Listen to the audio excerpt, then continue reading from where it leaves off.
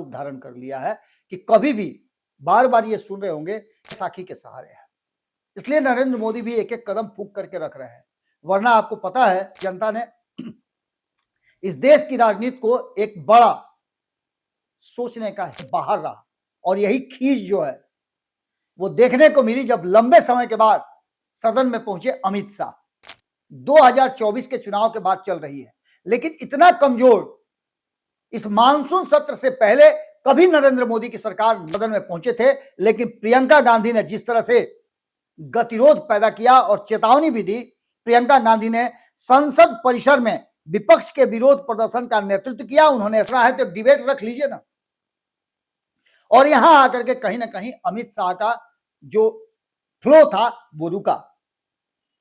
अब यहां से सरकार को अपनी स्थिति स्पष्ट करनी है। सीधे तौर पे इस पूरे माहौल में समय समय पर बिल को पास कराने के लिए जो भी बिल है, चाहे वो महिला आरक्षण बिल हो, चाहे परिसीमन का बिल हो, चाहे वन नेशन वन इलेक्शन का बिल हो या एफसीआरए का बिल हो, ये सारी जनता पार्टी के भीतर जो झंझावात है, जो आपसी उतार चढ़ाव है, रेस में कई नेता हैं वो एक दूसरे का पैर काटने में लगे हुए हैं, और यही स्थिति है कि Bharatiya Janata party panorama group, जो सोचता है वो करता है, आपके अपने सपनों का आशियाना। नमस्कार, एक बार फिर से आपके सामने हाजिर हैं और लेकर के हाजिर हैं कहानी में ट्विस्ट। आज कहानी में ट्विस्ट जिसकी चर्चा हम पिछले लगभग एक सप्ताह से कर रहे हैं कि आने वाला जो समय है वो देश की राजनीति और बिहार की राजनीति के लिए किस करवट बैठने वाला है। नीतीश कुमार की चुप्पी और एनडीए गठबंधन के भीतर जो कुछ भी चल रहा है, मैंने आपको बताया था एक दिन पहले ही कि जिस तरह से व्हिप जारी हुआ है, और व्हिप जारी होने का मतलब आप समझते हैं कि कोई ऐसा फैसला है जिस फैसले के वोटिंग में पक्ष और विपक्ष की संख्या गिनी जाएगी और इसका असर सीधे सरकार पर पड़ेगा, सरकार चाहे केंद्र की हो या फिर राज्य की हो। लोकसभा का सत्र चल रहा है, राज्यसभा भी अपने परवान पर है, और दोनों सदनों में जिस तरह का हंगामा हो रहा है वो आपने देखा होगा। इस हंगामे ने इतना विकराल रूप धारण कर लिया है कि कभी भी बार बार ये सुन रहे होंगे कि नरेंद्र मोदी की कुर्सी धीरे धीरे करके उसका पौवा जो है कमजोर होने लगा है। और ये क्यों होने लगा है, इसके पीछे का कारण हमने आपको बताया है। कई ऐसे बिल हैं, कई ऐसी बातें हैं जो केंद्र की सरकार यानी नरेंद्र मोदी की सरकार चाहती है कि वो हो, लेकिन इस बार जो 2024 में जीत करके आए हैं नरेंद्र मोदी, वो बैसाखी के सहारे है। इसलिए नरेंद्र मोदी भी एक एक कदम फूंक करके रख रहे हैं, वरना आपको पता है कि अगर पूर्ण बहुमत की सरकार होती अगर भारतीय जनता पार्टी की, तो किसी भी परिस्थिति में धर्मेंद्र प्रधान का इस्तीफा नहीं हुआ होता। ये बात मैं दावे के साथ कह रहा हूं क्योंकि पिछले 10 वर्षों में आपने देखा हंगामा चाहे जितना भी बड़ा हुआ हो, क्या किसी का इस्तीफा लिया गया? लेकिन सिर्फ धर्मेंद्र प्रधान के इस्तीफे तक बात मत सोचिए, उसके बाद लगातार जो इस्तीफे दिए गए, कई इस्तीफे हुए हैं, और ये बताते हैं कि नरेंद्र मोदी कहीं ना कहीं कमजोर पड़े हैं। 2024 के चुनाव में जो जनादेश आया वो आया तो नरेंद्र मोदी के प्रधानमंत्री बनने के लिए, लेकिन वो खंडित जनादेश था। इसके बाद अब परिस्थितियां बदली हैं। जैसे ही बांकीपुर ने अपना कमाल दिखाया है, बांकीपुर ने यह बताया है कि लोकतांत्रिक प्रक्रिया में कोई भी अस्थाई नहीं होता, जनता फैसला करती है, और जनता जब भी जोर का झटका देती है, धक्का देती है, तो बड़ी बड़ी दीवारें भी हिल जाती हैं। 30 साल पुरानी दीवार को गिरा करके बांकीपुर की जनता ने इस देश की राजनीति को एक बड़ा सोचने का हेतु दे दिया है, और यहां से विपक्ष और मजबूत हुआ है। विपक्ष में जिस तरह से राहुल गांधी अपनी बातों को रख रहे हैं और प्रियंका गांधी उनके साथ खड़ी होकर के दहाड़ रही हैं, वो साफ साफ नजर आ रहा है कि कहीं ना कहीं जो वर्तमान परिस्थिति बनी है लोकसभा में, वो कुछ अलग कहानी कह रही है। उनका साथ लगातार कई लोग दे रहे हैं। विपक्ष की एकजुटता आपको इस सदन में देखने को मिली होगी। मात्र 2 दिन बचे हुए हैं, और इन 2 दिनों में नरेंद्र मोदी की सरकार को उस मुहाने पर ला करके खड़ा कर दिया गया है जहां से नरेंद्र मोदी को यह तय करना है कि वो इधर जाएंगे या इधर जाएंगे, क्योंकि नरेंद्र मोदी को यह फैसला अभी लेना होगा। अगर नहीं लिया तो बहुत देर हो जाएगी, क्योंकि सदन समाप्त होते ही नरेंद्र मोदी ने इस सदन में क्या किया, इस मानसून सत्र में क्या क्या हुआ, इसका लेखा जोखा जब निकाला जाएगा तो यह निकाला जाएगा कि नरेंद्र मोदी, अमित शाह और शीर्ष नेतृत्व जो था सरकार का, वो सदन से बाहर रहा। और यही खींच जो है वो देखने को मिली जब लंबे समय के बाद सदन में पहुंचे अमित शाह। अमित शाह के चेहरे पर गुस्सा भी नजर आ रहा था और झुंझलाहट भी थी। तथ्यों के आधार पर पूरी तैयारी करके गए हुए थे अमित शाह। सदन में हर बात का जवाब दे रहे थे, चाहे वो प्रियंका गांधी के द्वारा कही गई बातें हो सदन में या फिर राहुल गांधी का चैलेंज। दोनों परिस्थिति में कहीं ना कहीं यह साफ साफ दिख रहा था कि केंद्र में बैठी भारतीय जनता पार्टी के नेतृत्व वाली एनडीए की सरकार काफी मजबूत है। लेकिन अब तक वो नहीं दिखा जिसका इंतजार इस देश की जनता कर रही थी, विपक्ष कर रहा था और हम जैसे पत्रकार कर रहे थे। भारतीय जनता पार्टी को उनके सहयोगियों का पूरा पूरा साथ समर्थन अभी नहीं मिला है। हालांकि आगे आने वाले समय में जब वाद विवाद होगा, आगे प्रक्रिया के तहत अधीन होगा, जो बिल लाए गए हैं उस बिल को लेकर के जब चर्चा शुरू होगी तो यह देखने को मिलेगा कि कितना मजबूती के साथ सत्ता पक्ष भारतीय जनता पार्टी और नरेंद्र मोदी के फैसले को लागू करने के लिए तत्पर रहता है। विपक्ष ने पूरी तरह से सदन में वो सब कुछ करके दिखाया जो विपक्ष को करना चाहिए था। ऐसा पहली बार देखने को, लंबे समय के बाद देखने को मिल रहा है कि विपक्ष सक्रिय है, जागृत विपक्ष है और वो सरकार के लिए मुश्किलें पैदा कर रहा है। अभी भी संख्या बल की बात करें तो चूंकि बैसाखी की सरकार चल रही है, जिसकी बार बार हमने आपको बताया है कि यह बैसाखी की सरकार 2024 के चुनाव के बाद चल रही है, लेकिन इतना कमजोर इस मानसून सत्र से पहले कभी नरेंद्र मोदी की सरकार नहीं नजर आई, न भारतीय जनता पार्टी नजर आई। लेकिन इसी सत्र के दौरान सब कुछ होना था।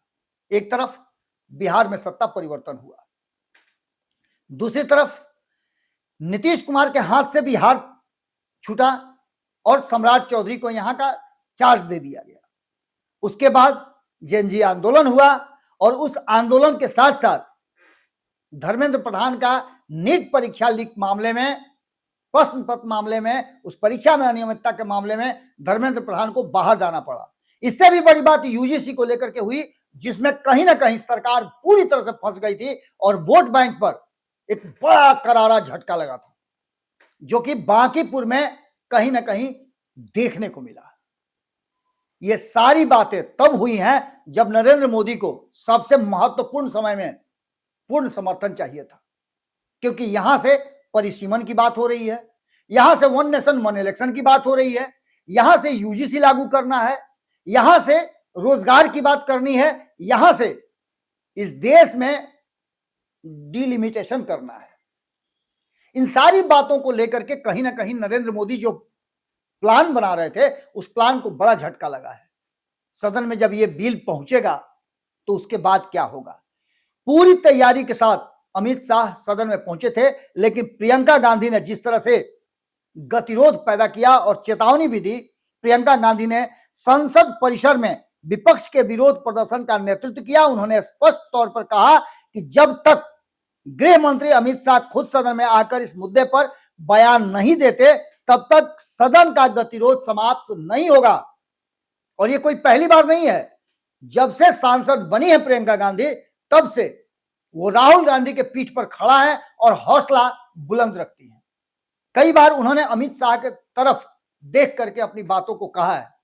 ओम बिरला को कई बार दोनों के बीच में आकर के समझौता कराना पड़ा, लेकिन उसके बावजूद जवाबदेही तय करने की बात जब आई तो प्रियंका गांधी ने साफ साफ कहा कि अमित शाह को जवाबदेही तय करनी होगी, ये बताना होगा कि आखिरकार ये सब कुछ क्यों चल रहा है, वरना हम सदन को नहीं चलने देंगे।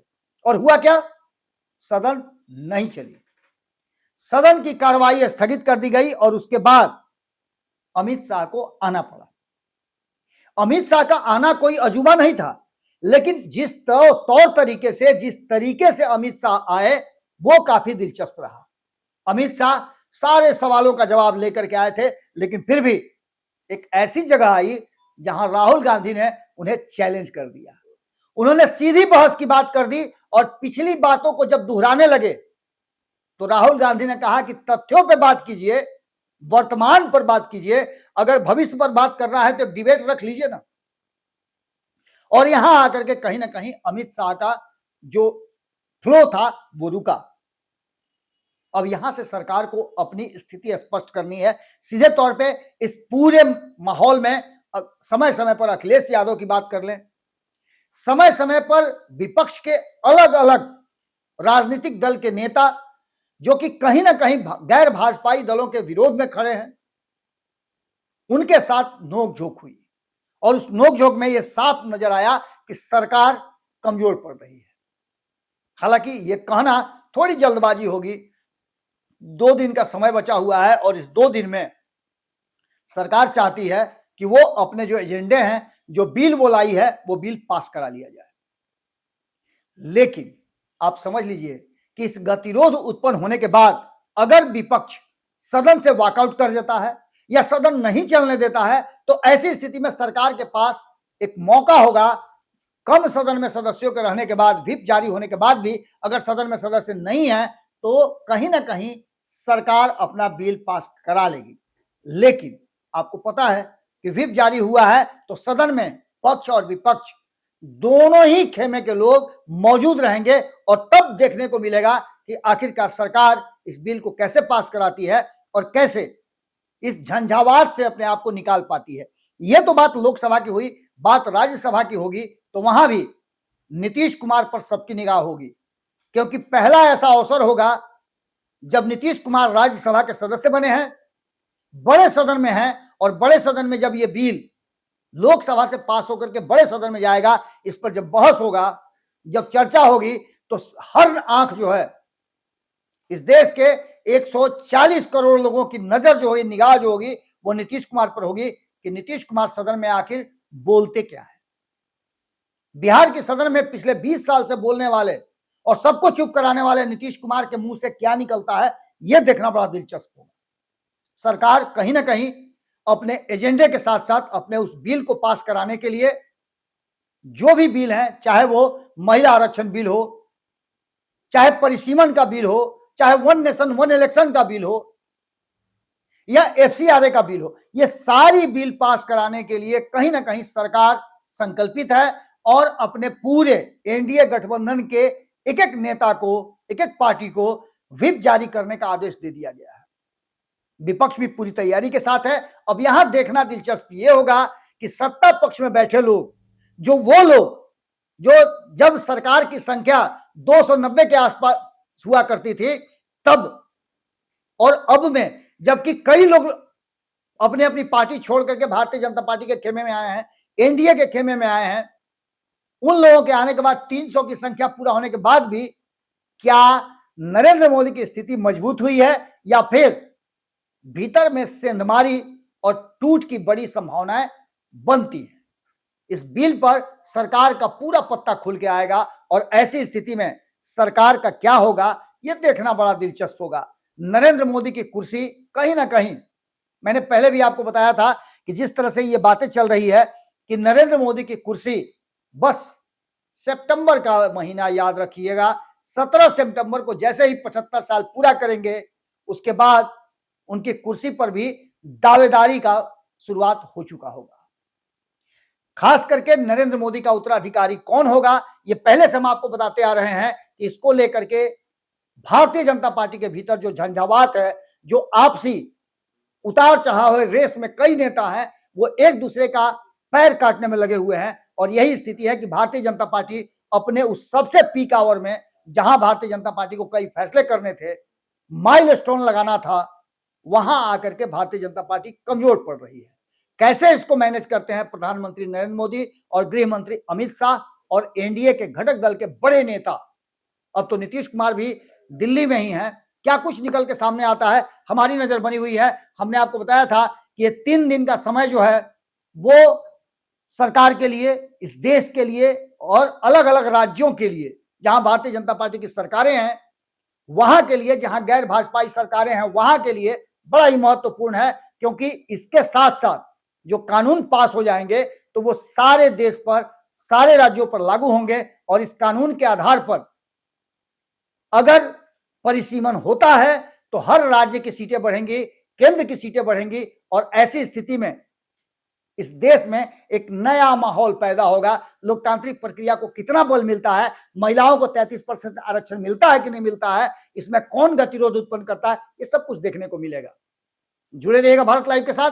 खबरों का सिलसिला लगातार जारी है। हमारी नजर सदन के जो 2 दिन बचे हुए कार्रवाई है उस पर एक एक पल पल की नजर है और हम आपको हर वो खबर बताते रहेंगे, हर अपडेट बताते रहेंगे। बस आपको करना यही है कि आप कमेंट बॉक्स में अपनी राय लिखिएगा। अगर आपके पास कोई जानकारी है या किसी खास विषय पर जानना चाहते हैं तो जरूर लिखिएगा। बहुत बहुत धन्यवाद। नमस्कार। आपके सपनों को हमने सजाया है, ई होम्स पैनोरामा को हमने बनाया है। ई होम्स मेरा एक सपना था जिस पे मैं पिछले 4 साल से काम कर रहा था। हमने जो बनाया है वो सबने है माना। ई होम्स पैनोरामा में हो आपका भी आशियाना। और फाइनली हमने 2021 में इस प्रोजेक्ट को लॉन्च किया। बहुत लोग अप्रिशिएट कर रहे हैं कि पूर्णिया जैसे शहर में, बिहार के, एक तो बिहार की बात करें उसमें भी पूर्णिया जैसे छोटे जगह में इस तरह का लाइफस्टाइल देना, ये सुन के हम लोगों को बहुत अच्छा लगता है। ई होम्स में हमने कुछ और भी किया है, जैसे हम जिस जगह में रह रहे हैं हमारे फैमिली सिक्योर हो, उनको सिक्योरिटी का ध्यान में रखा है।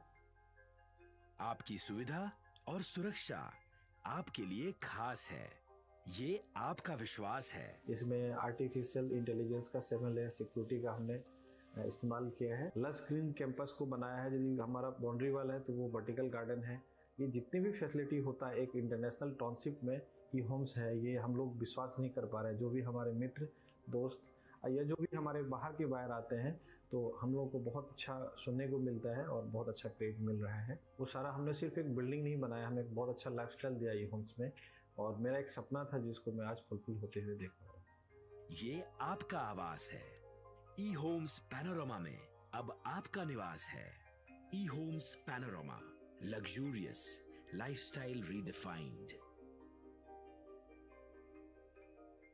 पनोरमा ग्रुप, जो सोचता है वो करता है। अगर ये वीडियो पसंद आई और वह बिहार के राजनीति और बिहारियत से सरोकार रखेनी तो सब्सक्राइब बटन दबा के चैनल के सब्सक्राइब कर ली। ओजे एगो घंटी बा, ओकरा बटन दबा देला से कुल सटीक और मारक खबर रुआ मुफ्त में मिल जाई। अगर रुआ पत्रकारिता के हमनी के नया प्रयोग में सहयोग कर चाहतानी तो ज्वाइन बटन दबा दी। पेटीएम नंबर नोट कर ली 9386816700।